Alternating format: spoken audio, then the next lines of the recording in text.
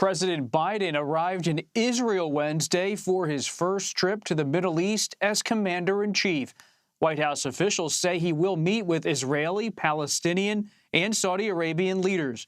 In an interview with Israel's Channel 12, President Biden discussed U.S. efforts to help reach a nuclear deal with Iran. A gigantic mistake for the last president to get out of the deal. They're closer to a nuclear weapon now than they were before. It doesn't have anything to do with whether or not the Quds Force is going to stop or they're going to continue to be engaged in activities. We can act against them and still have a deal where they curtail their nuclear program. And so I still think it makes sense. We've laid out on the table, we've made the deal, we've offered it, and it's up to Iran now. CBS News senior White House and political correspondent Ed O'Keefe joins us with more from Jerusalem. Ed, good to have you with us. As we just heard, President Biden is strongly in favor of returning to the Iran nuclear deal.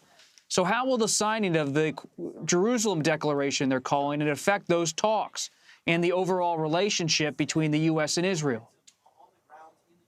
Well, by signing that agreement, Bob, and essentially having these two countries, the United States and Israel, two steadfast allies, agree to continue stopping Iran and doing everything they can to stop Iran from developing a nuclear weapon, it'll be seen here, at least, by Israeli leaders as a sign of the U.S. commitment to do so.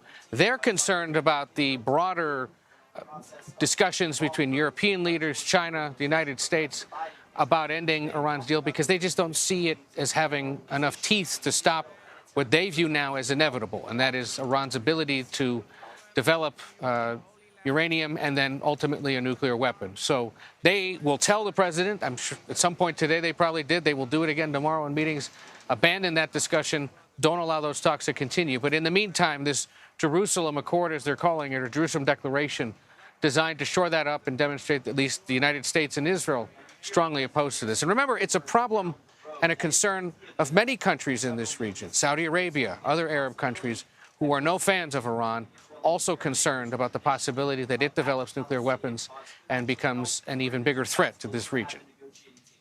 Ed, beyond those discussions about the Iran nuclear deal, what else is President Biden hoping to accomplish on this trip to the Middle East before he gets to Saudi Arabia? You might think it would be getting the Israelis and Palestinians to talk about a two-state solution, but he conceded in public comments today and in that interview with Israeli television that that's something that can't be done right now. It's unclear who's going to be leading Israel in the long term as they await elections in November, as a fragile coalition government's falling apart.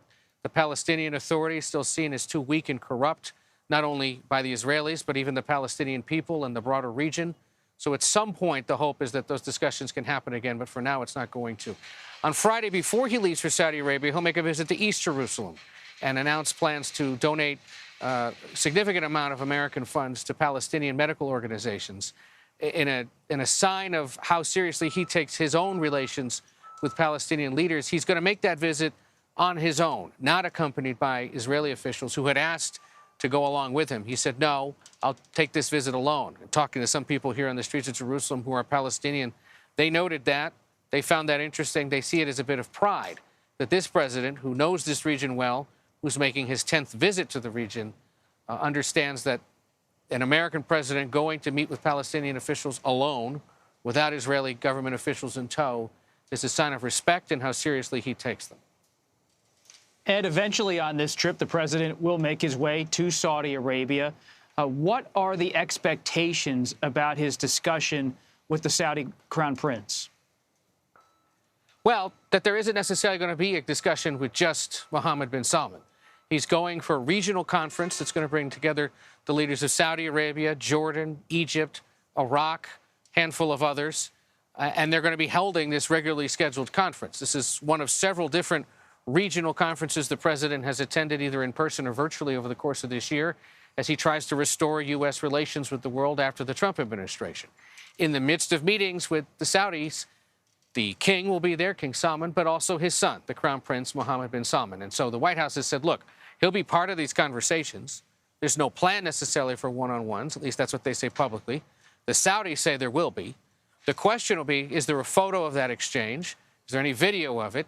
And does MBS get to walk away having held that meeting with the American president and trying to restore his validity, his reputation on the world stage? We've seen this before with other dictators around the world. For example, when a president goes to Latin America and the leader of Venezuela or Cuba tries to get a few moments of grip and grin with the American president. It's happening here, and we'll see how exactly it's orchestrated.